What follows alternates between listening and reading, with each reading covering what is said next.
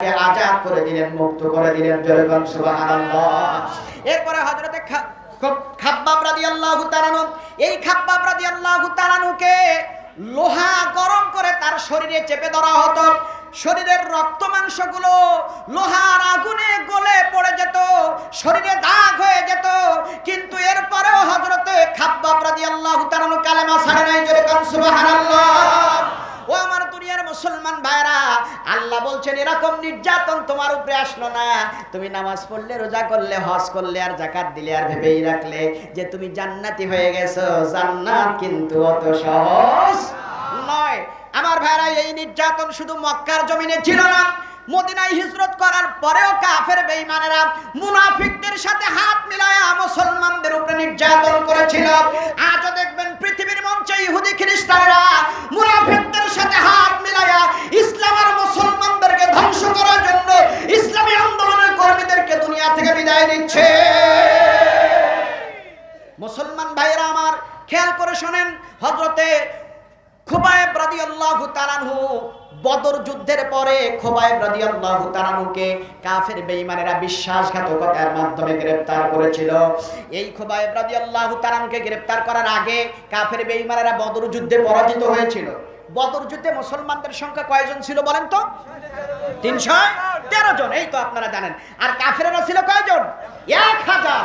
ইসলামের প্রথম যুদ্ধ বদর যুদ্ধে 1000 প্রতিষ্ঠিত আবু জেহেল সরকারের যৌথ বাহিনীর বিরুদ্ধে 313 জন দুর্বল মুজাহিদ বাহিনী যখন বিজয় অর্জন করলো, ওই কাফের বেঈমানেরা তারা সিদ্ধান্ত নিল কিভাবে মুসলমানদেরকে দমানো যায়। এজন্য বিশ্বাসঘাতকতার মাধ্যমে ওই বদর যুদ্ধের প্রতিশোধ নেয়ার জন্য খুবাইব রাদিয়াল্লাহু তাআলা আনহুকে গ্রেফতার করে কাফেররা নিয়ে গেল। মরুভূমির ময়দানে খুবাইবকে বাধা হয়েছে। খুবাইবকে বেঁধে কাফেররা বলতেছে, ও খুবাইব, আমরা বদরের ময়দানে চরমভাবে পরাজিত হয়েছে, আমরা বড় লজ্জিত, এজন্য তোমাদেরকে সাইজ করার জন্য আমরা ধরে এনেছি। এখন যদি তুমি কালেমা পরিত্যাগ না করো, মুহাম্মাদের কালেমা যদি না ছাড়ো, তাহলে তোমাকে দুনিয়া থেকে বিদায় করে দেয়া হবে। হযরত খুবাইব রাদিয়াল্লাহু তাআলা কাফেরদেরকে বলল, ও দুনিয়ার কাফেররা, তোরা শোন, আমি খুবাইব আমার জীবন চলে যাবে, তবুও মুহাম্মাদের কালেমা আমি ছাড়ব না। হযরত খুবাইবকে এবার কাফেররা বলতেছেন, ও খুবাইব, তোমাকে এখনই ফাঁসি দিয়ে হত্যা করা হবে, তোমাকে মেরে ফেলা হবে। তোমার জীবনের শেষ কোনো ইচ্ছা, আশা, আকাঙ্ক্ষা আছে নাকি? দেখবেন আমার ভাইরা, বিভিন্ন দেশে, আমাদের দেশ সহ বিভিন্ন দেশে, যে সমস্ত দেশে মানুষের ফাঁসির রায় কার্যকর করা হয়, এই ফাঁসি দেওয়ার আগে তাকে বলা হয় তোমার জীবনের শেষ ইচ্ছা, আশা, আকাঙ্ক্ষা কি রয়েছে তুমি বলো, আমরা শুনে যদি আমাদের আইনের ভিতরে থাকে তাহলে শেষ ইচ্ছা, আশা, আকাঙ্ক্ষাটা আমরা পূরণ করার চেষ্টা করব। কথা বলেন ঠিক না ঠিক? খুবাইবকে বলা হলো, খুবাইব, তোমার এখনই হত্যা করা হবে, দুনিয়া থেকে বিদায় করে দেওয়া হবে। এখন তোমার শেষ ইচ্ছাটা কি, শেষ আশা আকাঙ্ক্ষাটা কি? তুমি যদি বলো, আমরা দেখব সেটা তোমার শেষ ইচ্ছা, আশা, আকাঙ্ক্ষাটা পূরণ করা যায় কিনা। হযরতে খুবাইব বলেছিল, দুনিয়ার কাফেররা, তোরা শোন, তোরা যদি আমার একটু সময় দিস, আমি 2 রাকাত নামাজ পড়ে আমার মাবুদের সাথে সাক্ষাৎ করতে চাই। সময় দেওয়া হলো। কাফেররা বলল, হ্যাঁ, তুমি 2 রাকাত নামাজ পড়ো। হযরত খুবাইব রাদিয়াল্লাহু তাআলা ওযু করলেন, 2 রাকাত নামাজ আদায় করলেন। খুবাইব রাদিয়াল্লাহু তাআলা যখন নফল নামাজ আদায় করতেন, কেরাত একটু লম্বা করতেন। ফরজ নামাজে কেরাত ছোট করতে হয়, বিশেষ করে ইমামতি করতে গেলে, কিন্তু নফল নামাজে যে যত বড় বেশি কেরাত লম্বা করতে পারে। হযরত খুবাইব রাদিয়াল্লাহু তাআলা তিনি যখন নফল নামাজ পড়তেন তখন কেরাতটা দীর্ঘ করতেন, বড় সূরা দিয়ে নামাজ আদায় করতেন। কিন্তু ওই সময় তিনি যখন নামাজের মধ্যে দাঁড়ায় গেছেন, তখন নামাজের ভিতরে যখন দাঁড়াবেন, তখন তিনি চিন্তা করতেছেন, আজকে যদি আমি প্রতিদিনের ন্যায় যদি আজকে আমি বড় সূরা তেলাওয়াত করি, আমি 2 রাকাত নামাজ যদি দীর্ঘ সময় নেই, তাহলে দুনিয়ার কাফেরেরা ভাববে যে খুবাইব মৃত্যুর ভয়ে নামাজ দেরি করে পড়তেছে। এজন্য খুবাইব রাদিয়াল্লাহু তাআলা দ্রুত 2 রাকাত নফল নামাজ শেষ করলেন। শেষ করে কাফেরদেরকে বললেন, ও দুনিয়ার কাফেররা, তোরা শোন, আমি কখনো এত দ্রুত নফল নামাজ শেষ করি না, কিন্তু আমি যখন নামাজের মধ্যে দাঁড়াতে যাচ্ছিলাম তখন আমার মনে হচ্ছিল আজকে যদি আমি নামাজে দীর্ঘ করি, আমি নামাজে যদি বড় কিরাত পড়ি, আমার 2 রাকাত নামাজ পড়তে যদি বেশি সময় লেগে যায়, কাফেরেরা ভাববে যে হযরতে খুবাইব মৃত্যুর ভয়ে নামাজটা বড় করতেছে, লম্বা করতেছে, এজন্য আমি অল্প সময়ের ভিতরে 2 রাকাত নামাজ শেষ করেছি। আমার ভাইরা, এই কাফের বেঈমানেরা হযরতে খুবাইবকে ধরে বেঁধে ফেললো। বেঁধে ফেলার পরে হযরতে খুবাইবের একটা একটা করে আঙ্গুল কেটে নেওয়া হলো। আমার ভাইরা, কি নির্যাতন একটু খেয়াল করে শোনেন। পৃথিবীর ইতিহাসে ইমানদার মুমিনদেরকে অবশ্যই নির্যাতন আসবে। নির্যাতন পরীক্ষা যদি না আসে, বুঝতে হবে ইমানের পরিপূর্ণতা অর্জন হয় না। আমার ভাইরা, হযরতে খুবাইব রাদিয়াল্লাহু তাআলা আনহুকে কিভাবে নির্যাতন করলো খেয়াল করে শোনেন। খুবাইবের একটা একটা করে আঙ্গুল কাটা হলো। খুবাইব রাদিয়াল্লাহু তাআলা আনহুর প্রতিটা আঙ্গুল থেকে রক্ত বের হচ্ছে। আর খুবাইবকে বলা হচ্ছে, খুবাইব মুহাম্মাদের কালেমা ছাড়বি কিনা বল। খুবাইব রাদিয়াল্লাহু তাআলা আনহু কোনো কথা বলতেছেন না। এবার খুবাইব রাদিয়াল্লাহু তাআলা আনহুর একটা হাত কেটে নেওয়া হলো। গোটা শরীরটা রক্তে রঞ্জিত হয়ে গেল। যন্ত্রণায় চিৎকার দিচ্ছে।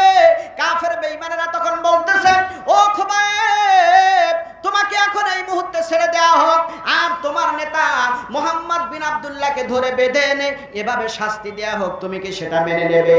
খুবাইব যন্ত্রণায় ছটফট করেছিল আর বলেছিল, ও দুনিয়ার কাফেরেরা শোন, আমি খুবাইব আমার শরীরে এক ফোঁটা রক্ত থাকতে বিশ্ব নবীজির শরীরে আছড় লাগুক, এটা আমি খুবাইব কখনো মেনে নিতে পারবো না। ও দুনিয়ার মুসলমান ভাইরা, এভাবে নির্যাতন দিয়ে কাফের বেঈমানরা নির্যাতন করবে। আর এই নির্যাতনের মাধ্যমে আল্লাহ ইমানদার মুমিনদেরকে পরীক্ষা নেবেন। হযরত খুবাইব রাদিয়াল্লাহু তাআলা আনহুকে তখন শাহাদাত বরণ করানো হয়েছিল। খুবাইবকে হত্যা করা হয়েছিল। খুবাইবের জীবন চলে গিয়েছিল, কিন্তু ঈমান চলে যায় না। আজ পৃথিবীর মঞ্চে আমরা যারা ইমানদার মুমিন মুত্তাকি দাবি করি, আমাদের উপরে যদি এরকম জুলুম নির্যাতন আসে, আমরা হাসতে হাসতে মরতে রাজি, বাতিলের কাছে মাথা নত করতে রাজি নয়। কথা বলেন ঠিক না বেঠিক? নারাই তাকবীর, আল কোরআনে আযান, দুনিয়ায় মুসলিম। আমার ভাইরা, বন্ধুরা আমার, তদানীন্তন সময়ের সাহাবীরা, তদানীন্তন সময়ের নবীর যুগের সাহাবীরা নির্যাতন সহ্য না করতে পারে আল্লাহর কাছে ফরিয়াদ করে বলেছিল, মাতা নাসরুল্লাহ, ও আল্লাহ তোমার সাহায্য কোথায়? আল্লাহ পাক রব্বুল আলামিন সেই জাতির মানুষদেরকে সান্ত্বনার বাণী শুনিয়ে দিলেন, আলা ইন্না নাসরাল্লাহি করিব।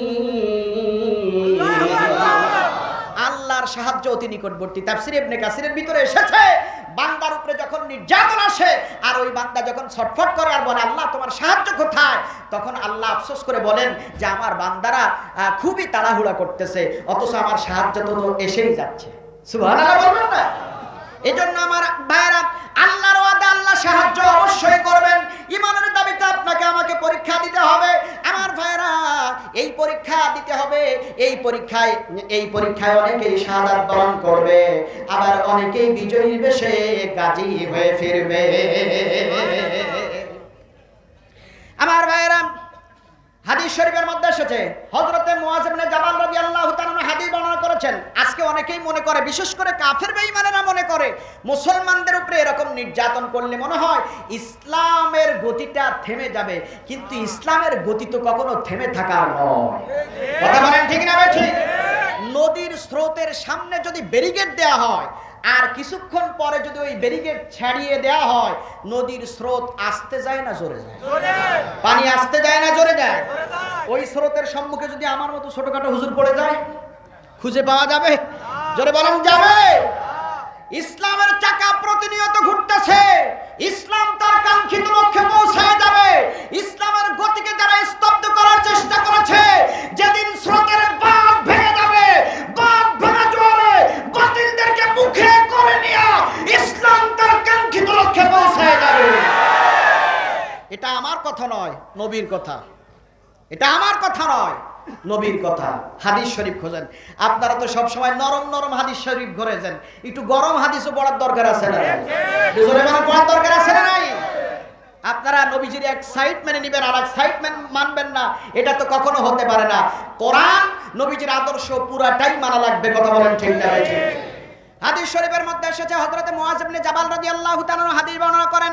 তিনি বলেন খুযুনা তামা দামাতান ফাইদা সরারিশাতুন আলাদ দীনি ফালা তাখুযুহু ওয়ালাস্তুম বিতারিকি ইয়ামনুকুমুল ফাকরু ওয়াল হাজা আলা ইন্না রিহাল ইসলামি দাইরাতুন ফাদুল মাল কিতাবি হাইসুদার আলা ইন্নাল কিতাবা ওয়াস সুলতানা লা ইফতারিকুন। আমার ভাইরা বন্ধুরা আমার, বিশ্বনবী যে হাদিস শরীফের মধ্যে জানায় দিয়েছেন তোমরা হাদিয়া দেও সুন্নাত, হাদিয়া নেও সুন্নাত। তোমরা হাদিয়া নাও, গ্রহণ করো, কিন্তু ওই হাদিয়াটা যদি ঘুষের পর্যায়ে পৌঁছায় যায় ওই হাদিয়া কিন্তু গ্রহণ করা যাবে না। কি হয়ে যাবে? হারাম হয়ে যাবে। এখন হাদিয়া কখন ঘুষের পর্যায়ে পৌঁছায়? মনে করেন যে আমি মসজিদের ইমাম, আমি তো এই মসজিদের এখন ইমাম।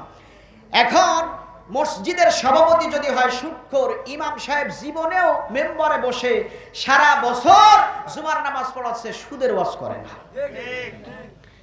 কারণ কি? সভাপতি সাহেব সুদখোর। সভাপতি সাহেব সুদখোর থাকার কারণে ইমাম সাহেব সুদের কথা বলে না। এজন্য ইমাম সাহেবের বাড়িতে, ইমাম সাহেবের কাছে সভাপতি সাহেবের পক্ষ থেকে বিভিন্ন প্রকার হাদিয়া তোহফা পৌঁছায় যায়। আসলে এই হাদিয়া তোহফাটা তখন হাদিয়া থাকে না, এটা হয়ে যায় ঘুষ। কি হয়ে যায়? ঘুষ। কারণ যেন আমার বিরুদ্ধে কি, আমার বিরুদ্ধে যেন না আসে।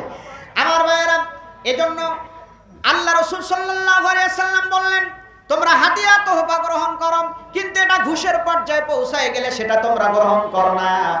এরপরে নবীজি বলতেছেন ওয়ালাস্তুম বিতারিকি ইয়ামনাকুমুল ফাকরু ওয়াল হাজা, তোমাদের দারিদ্রতা এবং প্রয়োজন সেটাকে গ্রহণ করতে বাধ্য করবে।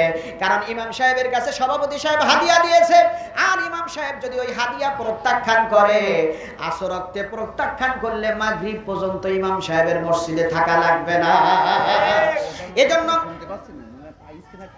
দারিদ্রতা এবং প্রয়োজন, আসলে মঞ্চে নিয়ে এসো, আসলে মঞ্চে নিয়ে এসো। দারিদ্রতা এবং প্রয়োজন তোমাদেরকে ওই ঘুষটা গ্রহণ করতে বাধ্য করতে পারে।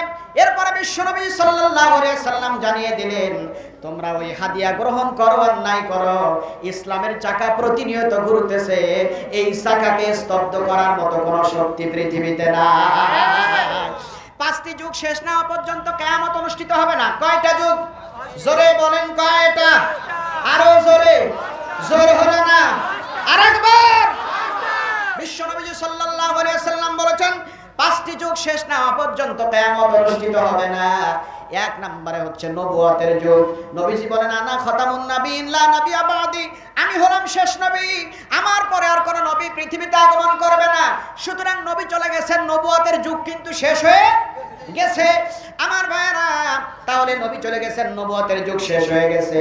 দ্বিতীয় পর্যায়ে আসবে খেলাফতের যুগ। আল্লাহ নবী বলেন আমার প্রাণপ্রিয় সাহাবীরা 30টি বছর ধরে খেলাফতের যুগ পরিচালনা করবেন, সেই খেলাফতের যুগও কিন্তু শেষ হয়ে গেছে। তৃতীয় পর্যায়ে আসবে রাজতন্ত্র, চতুর্থ পর্যায়ে আসবে স্বৈরতন্ত্র, পঞ্চম পর্যায়ে নবীজি আমার বলেন সুম্মা তাকুমুল খিলাফাতু আলা মিন হাদিহিন নবুওয়াত, পঞ্চম পর্যায়ে নবুয়তের পূর্ণ নিয়ম শৃঙ্খলা অনুযায়ী আবার খেলাফতের যুগ প্রতিষ্ঠিত হয়ে যাবে। সুতরাং কোন একদিন এদেশের আকাশে কোন একদিন এদেশের আকাশে কালেমার পতাকা দুলবে, সেদিন সবাই কোরআনী বিধান পেয়ে দুঃখ বেদনা ভুলবে। নারায়ে তাকবীর। প্রধান অতিথি সাহেবের আগমন, জনাব মোহাম্মদ মোজাম্মেল হক গাইন সাহেবের আগমন। নারায়ে তাকবীর। আজকের মাহফিলের সম্মানিত প্রধান অতিথি অত্র ইউনিয়নের সুযোগ্য চেয়ারম্যান জননেতা জনাব মোহাম্মদ মোজাম্মেল হক গাইন, উনি আমাদের মাঝে উপস্থিত হয়েছেন। আমাদের সভাপতি সাহেব মঞ্চে আছেন। আমরা কিছুক্ষণের মধ্যে আমাদের কাঙ্ক্ষিত মেহমান মুহাদ্দিস আমিরুল ইসলাম বিলালী সাহেব অনেক আগেই আমাদের মাঝে পৌঁছায় গিয়েছেন। উনি কিছুক্ষণের মধ্যে এসে আপনাদের সামনে কথা বলবেন ইনশাআল্লাহ। কোন একদিন এদেশের আকাশে কালেমার পতাকা দুলবে, সেদিন সবাই কোরআনী বিধান পেয়ে দুঃখ বেদনা ভুলবে। একাকী নিরমণি নির্জন পথে হায় কোনো জন কটু কথা কবে না, কোনো জন সম্পদের মোহে খুন আর রাহাজানি করবে না। সেদিন তো আর নেই বেশি দূরে, সেদিন তো আর নেই বেশি দূরে, একটু না পথ গেলে মিলবে। সেদিন সবাই কোরআনী বিধান পে দুঃখ বেদনা ভুলবে। মারহাবা। বিশ্বনবীজি বললেন ইসলামের চাকা প্রতিনিয়ত ঘুরতেছে, এই চাকাকে স্তব্ধ করার মতো কোনো শক্তি পৃথিবীতে নাই। এরপরে বিশ্বনবীজি বললেন অচিরেই শাসক গোষ্ঠী এবং আল্লাহর কোরআন বিচ্ছিন্ন হয়ে পড়বে। ও দুনিয়ার মানুষেরা খবরদার, তোমরা আল্লাহর কোরআন থেকে দূরে সরে যাবে না। এরপরে বিশ্বনবীজি বললেন ও সাহাবীরা শোনো, তোমরা যদি কোরআনের আনুগত্য করো কাফের বেঈমানেরা তোমাদেরকে মারবে, আর যদি কোরআনের আনুগত্য তোমরা না করো, ইসলামের পক্ষে যদি তোমরা না থাকো, তাহলে ইসলামের পক্ষে যদি না থাকো তাহলে তোমরা পথভ্রষ্ট হয়ে যাবে। আল্লাহ রাসূল সাল্লাল্লাহু আলাইহি সাল্লামকে সাহাবীরা তখন বললেন ইয়া রাসূলুল্লাহ, কোরআনের পক্ষে থাকলে আমরা নির্যাতনের শিকার হব, আমাদেরকে মেরে ফেলা হবে, কতল করা হবে। আর কোরআনের বিপক্ষে গেলে আমরা ঈমান হারা হয়ে যাব, আমরা পথভ্রষ্ট হয়ে যাব। তাহলে আমরা সেই সময় কি করব? আল্লাহ রাসূল সাল্লাল্লাহু আলাইহি সাল্লাম বললেন কামা সানা আসহাবু ঈসা আলাইহিস সালাতু ওয়াস সালাম নুশিরু বিল শারাহমিলু আলাল খশাব মাউতুন ফি তাআতিল্লাহি খায়রুম মিন হায়াতিন ফি মাসিয়াতিল্লাহি আজ্জা ওয়া জাল্লা। আল্লাহর নবী বললেন ঈসা নবীর সাথীরা যে কাজটা করেছিল সেই কাজটা করবা। ঈসা নবীর সাথীদেরকে অর্ধাংশ গর্তের ভিতরে পুঁতে রাখা হয়েছিল, বাকি অর্ধাংশ লোহার করাত দিয়ে দ্বিখণ্ডিত করা হয়েছিল, তবুও তারা কালেমা থেকে বিন্দু পরিমাণ সরে যায় নাই। ও দুনিয়ার উম্মতেরা, তোমরা তোমাদের উপরে যদি এরকম নির্যাতন করা হয়, তোমরা যেন আল্লাহর কোরআন থেকে ইসলাম থেকে বিন্দু মাত্র সরে যেও না। এরপরে নবীজি বললেন মাউতুন ফি তাআতিল্লাহি খায়রুম মিন হায়াতিন ফি মাসিয়াতিল্লাহি আজ্জা ওয়া জাল্লা। আল্লাহ রাসূল বললেন আল্লাহর নাফরমানি করে দুনিয়ায় বেঁচে থাকার চাইতে আল্লাহর অনুগত থেকে মৃত্যুবরণ করা অনেক ভালো, অনেক ভালো।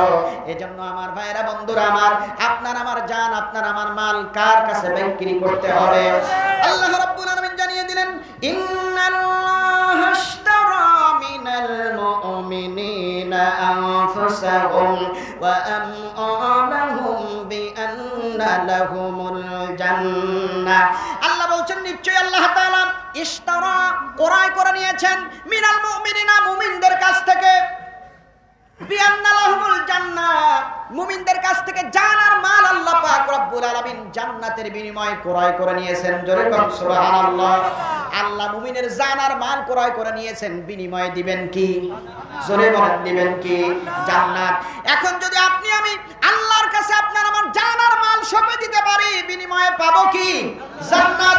ও দুনিয়ার মুসলমানেরা, ঈমানের দাবিতে দুইটা পরীক্ষা নেওয়া হবে, একটা ভয় ক্ষুধা দারিদ্রতা দিয়ে, আর একটা নির্যাতন দিয়ে। এই নির্যাতন সহ্য করতে যে যদি হাসতে হাসতে শাহাদাত বরণ করতে হয়, যদি জীবন দিতে হয়, রাজি আছেন কে কে? দুহাত তুলে আল্লাহর দেখা।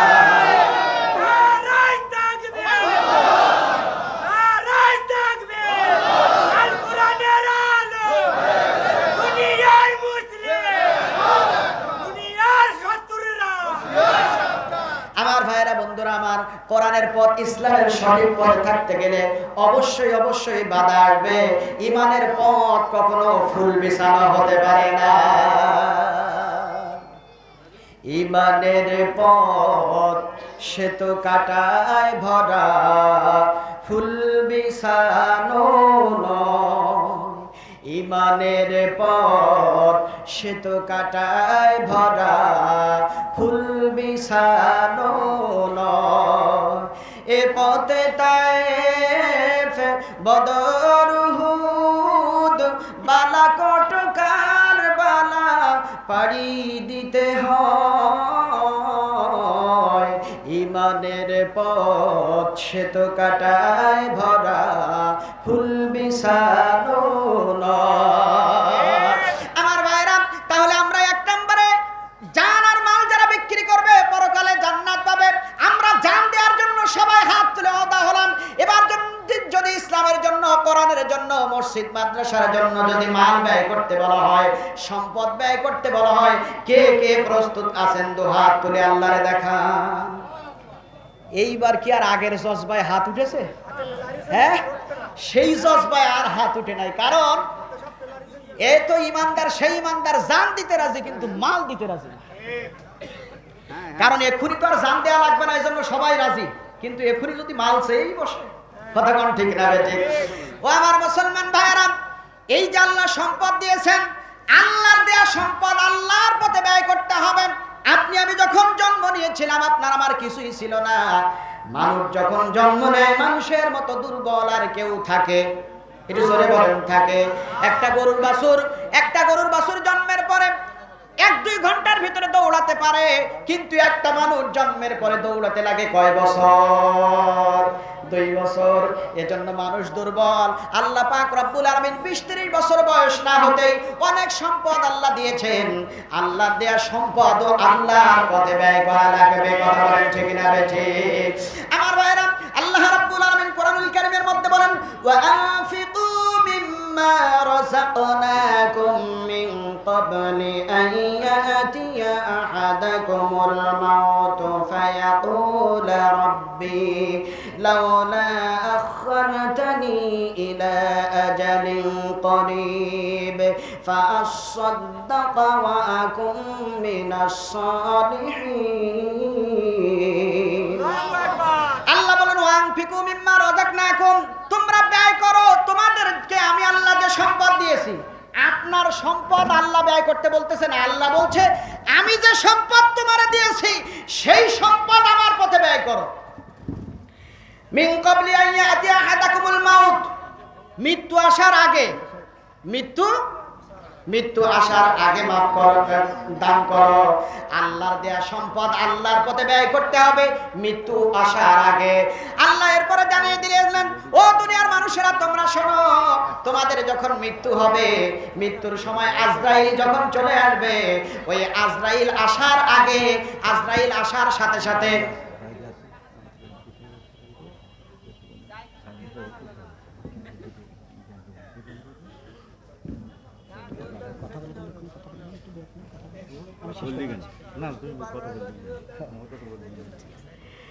সম্মানিত ভাইরা আমার, আল্লাহ বলছেন, ওয়া আনফিকু মিম্মা রাযাকনাকুম মিন ক্বাবলি আন ইয়াতিয়া আহাদাকুমুল মাউত, তোমাদের মৃত্যু আসার পূর্বে আমি আল্লাহ তোমাদের যে সম্পদ দিয়েছিলাম সেই সম্পদ তোমরা আমি আল্লাহ আমার পথে ব্যয় করো।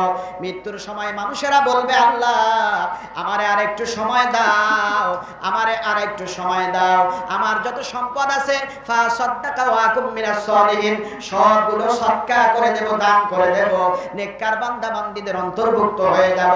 কিন্তু তখন কিন্তু আল্লাহ আর সময় দেবে না। এজন্য আমার ভাইরা, বন্ধুরা আমার, আমি অল্পক্ষণ এই মসজিদের কথা বলবো। এই চাম্পাপুর বাজার কেন্দ্রীয় যে মসজিদ, আপনারা গত বছর যে অবস্থায় দেখেছিলেন, এবছর আর একটু ভালো কিনা? এটা জোরে বলেন, ভালো কিনা? এই জায়গায় অনেক মুসাফির ব্যক্তিরা নামাজ পড়ে। বাজার মসজিদ, মুসাফির ব্যক্তিরা নামাজ